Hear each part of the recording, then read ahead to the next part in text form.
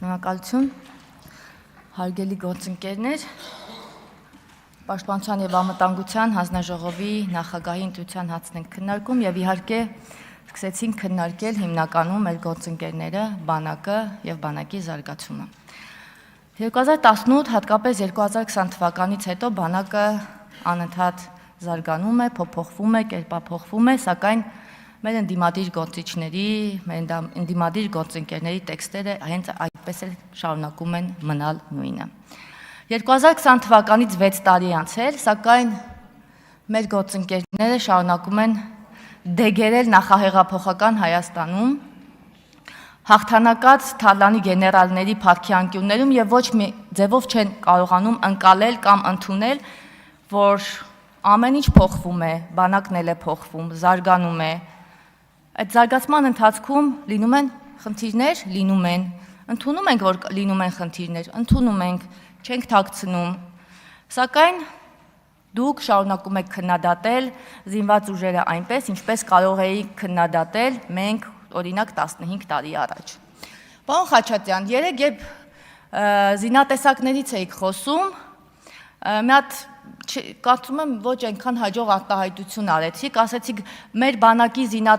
զինատեսակների բազմազանությունը հաշվի առնելով կարելի է մտածել, թե խաշը խառնում ենք սուշիի հետ։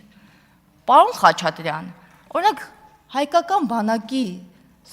մեր զինված ուժերի ռազմական տեխնիկայի մասին ձեր գիտելիքները պատգամավորին հարիր չեն,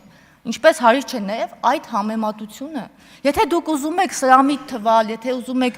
ինչ-որ մտքով փայլել, որ դուք հնարամիտ եք, գուցե,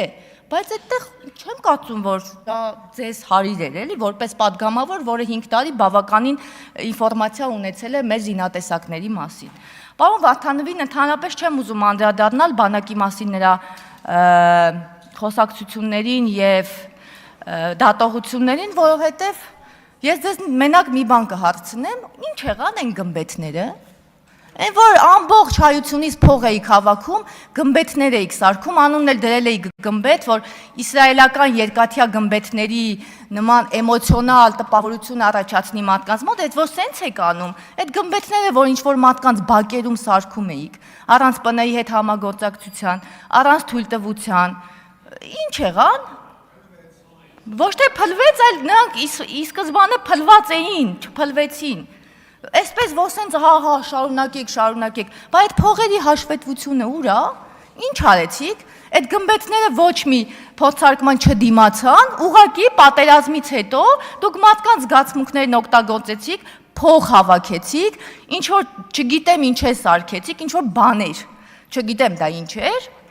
կիսատ պրած կառույցներ, ուղղակի այսօր չհասցրեցի նկարները բերեմ փորձարկման արդյունքներից հետո, որ տեսնեիք դրա տակ քանի հոգի կենթանի կմնար։ Ուղղակի ամոթ է, էլի։ Այդ գմբեթներից հետո եւ դուք բանակի մասին խոսում եք, մարդու ծիծաղ է գալիս։ Գումարների մասին հաշվետվությունը ներկայացրեք։ Գեղամ Մանուկյանն անդադ խոսում է ատեստավորման մասին, ստեղ չի։ Պարոն Մանուկյան, գիտեմ որ կլսեք, ատեստավորմանը մասնակցած զինծառայողների 75%-ը հիմնականում հաղթահարում է դրական շեմը և հիմնական աշխատավարձից բացի ստանում է 205-ից 470 հազար դրամ աշխատավարձ հավելյալ։ Հետևաբար նշանակում է, որ հազարավոր, կոնկրետ թիվը չեմ կարող նշել, որովհետև ճիշտ չի լինի, զինծառայողներ ստանում են բավականին բարձր աշխատավարձ։ Համազգեստի մասին է խոսում անդադ պարոն Մանուկյանը, նոր նմուշի համազգեստները, դաշտայինը, տոնականը, արարողակարգայինը և այդ զորատեսակների համար նախատեսված համազգեստները ներդրման փուլում են այժմ։ Շուտով զորային փորձարկումներ կանցնի, կավարտվի և կհաջորդեն մրցութային և գնման ընթացակարգերը։ Էս էլ այդպես հեշտ գործընթաց չէր և սրա հարցն էլ է լուծվում, անդադ գալ շահարկել ճիշտ չի։ Գնդերեցների մասին շատ եք սիրում դուք այդ թեմաները։ Հայաստանի Հանրապետության զինված ուժերում այժմ կա 25 գնդերեց, 2-ով կհամալրվի առաջիկայում, 15 ժամկետային զինծառայողներ են, 12-ը պաշտպանության նախարարի հրամանի համաձայն աշխատում են աշխատանքային պայմանագրով և ստանում են բարձր աշխատավարձ, հետևաբար այդ հարցն էլ լուծված է։ Պարոն Վարդանովյանը կարծում էի չէր խոսի քվեարկության մասին, բանակի քվեարկության մասին այդ տոնայնությամբ, բայց պարոն Վարդանովյան, եկեք այս հարցին դուք մի անդրադարձեք, որովհետև երբ գաղտնալսումներից մեկի մեջ ուժեղ Հայաստանի ներկայացուցիչը Սիսյանի Զորամասի հետ կապված հորդորում էր, ասում էր գնանք մարդ տեսնենք, Զորամասի ձայն բերենք, դրանից հետո դուք էլի խոսում եք բանակի ներգրավման մասին, բա որ բանակի ներգրավման մասին սկսենք խոսալ, էլի 15 տարի հետ գնանք, ոնց էին զինծառայողներին քվեաթերթիկը քվեարկած տալի ու քվեարկում էին։ Պարոն Կարապետյանը լավ կհիշի, ձեր հայրիկի այն ժամանակ Հանրապետական կուսակցության կարկառուն դեմքերից մեկն էր, կարծում եմ։ Հետևաբար այդ ընտրակաշարքի թեմաների մասին խնդրում եմ մի խոսեք, որովհետև ես շարունակում եմ անհամբեր սպասել դատական նիստերի ավարտին, երբ կլինեն դատավճիռները եւ այստեղից ես բոլոր դատավճիռները պիտի կարդամ, որ դուք տեսնեք, թե տեսնեք չէ, գաք ներողություն խնդրեք։ Այստեղ Էդգար Ղազարյանն եկել է մի հատ բան պատմում ականապատ դաշտերի քարտեզների մասին։ Պարոն Ղազարյան, ես հասկանում եմ, այդ ինչ նախապատմություն եք սկսում։ Դուք սկսել եք ինչ-որ ականապատ դաշտերի քարտեզները հանձնեցին, որ սենց, որնենց, մի հատ հեքիաթ եք պատմում ուսումնադաստիարակչական տոնով, որ հետո ասեք ինչու եք ցանկացել հայ սակրավորների մահը։ Այդ էլ յուրահատուկ մանիպուլյացիա է, վերջացրեք։ Ինչքան էլ այտենց նախապատմությունով հերվից գag, որ ձեզ արդարացնեք, միևնույնն է, դուք չեք արդարացնելու ձեր խոսքը, առավել եւս դերային խոսքը, որ մի հատ այդ խմբակցության բոլոր անդամները գան խոսեն, վերջացնեն, նոր ես կամփոփեմ։ Դուք ինչ էլ անեք, չեք կարողանալու ամփոփել, որովհետեւ ես սպասում եմ նաեւ, որ դուք գաք պատմեք ձեր դատական վերջին նիստի մասին, այդ էլ է շատ կարեւոր։ Դավթյան Գառնիկը այստեղ եկավ, խոսեց, պատմեց Ադրբեջանի զորահանդեսի մասին, մանրամասը ներկայացեցին, զինատեսակներ ունեն։ Պարոն Դավթյան, փշաքաղվում էիք, երբ Տիկին Կարապետյանը ձեզ պատմեց ձեր մասին։ Այդ ինչ մի տենց ոգևորված եկաք, մանրամասը ներկայացեցիք, մեր զորահանդեսը չեք նայել։ Չեք նայել։ Մենք զենք չունենք։ Այդ որ մենք 7 պետություններից զենք ենք առել, այդ տեղյակ չեք այդ մասին։ Չէ, դուք ուրիշ տոնայնությունով եք խոսում։ Այնպիսի տպավորություն է, որ անպայման բոլորդ պիտի գաք, ասեք, որ մենք ոչինչ չենք արել, ոչինչ չենք արել, ոչինչ չենք արել։ Ասեք, դրանից հոբան չի փոխվում։ Հիմնակ այդ մանիպուլյացիաները հին են արդեն։ Այստեղ 5 տարի այդ բոլոր խոսակցությունները հնչել են։ Բոլոր բաները հնչել են, բոլոր զենք չունենք, էս չեք անում, Ադրբեջանի ռազմական բյուջեն, այսպես անընդհատ խոսում են։ Դուք որ խոսում եք նորմալ է, բայց որ 5 տարի падգամավոր եղած մարդիկ նույնը կրկնում են, իմանալով բազմաթիվ մանրամասներ, այդ արդեն ավելի տենց անլուրջ տպավորություն է թողնվում։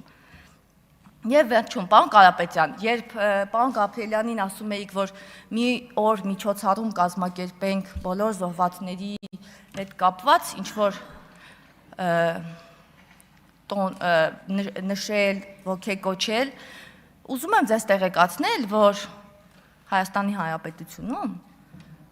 հունվարի 27-ը սահմանվել է որպես հայրենիքի պաշտպանության համար բոլոր ժամանակներում զոհվածների հիշատակի օր։ Նախագծի հեղինակն է եղել Ռուբեն Ռուբինյանը եւ Գեգամ Նազարյանը։ Այսինքն ամեն տարի հունվարի 27-ին մենք ունենք այդ օրը։ Դուք որպես ազգային ժողովի падգամավոր արդեն պիտի իմանայիք դրա մասին։ Եթե դուք ուզում եք առանձնահատուկ ինչ-որ բան, դա ձեր գործն է, բայց մենք պետական մակարդակով ունենք այդ օրը։ Եվ վերջում, պարոն Կարապետյան, ես նաև ակնկալում եմ, որ դուք մի օր, կարծում եմ այս օրը ամենահարմար օրերից մեկն է, կարող եք այս բարձր ամբիոնից մեզ պատմել, թե ինչու դուք եւ ձեր եղբայրները չեք ծառայել զինված ուժերում, կամ ինչու եք հրաժարվում փորձաքննությունից։ Մենակ չասեք, որ 2018 թվականին դիմել եք Հայաստանի Հանրապետության գլխավոր զինկոմին, որպեսզի ձեզ թույլատրի ծառայել, կամ 19-ը։ Խնդիր չկա, չասեք, որովհետև երբ դուք թուղթը ձեռքին այդ խոսում եք, թղթի վրա երևում էր, թե այնտեղ ինչ էր գրված։ Հա, հետևաբար եւ տարիքն էր անցել եւ դուք երկու զավակ ունեիք։ Հետևաբար այդ չասեք, դա չի անցնում։ Ուղղակի ասեք, թե դուք 4 եղբայրներով ինչու չեք ծառայել Հայաստանի Հանրապետության զինված ուժերում եւ ինչու չեք ուզել ծառայել։ Դա ինձ համար շատ կարեւոր է եւ կարծում եմ մեր քաղաքացիներին էլ բավականին հետաքրքիր է։ Շնորհակալություն։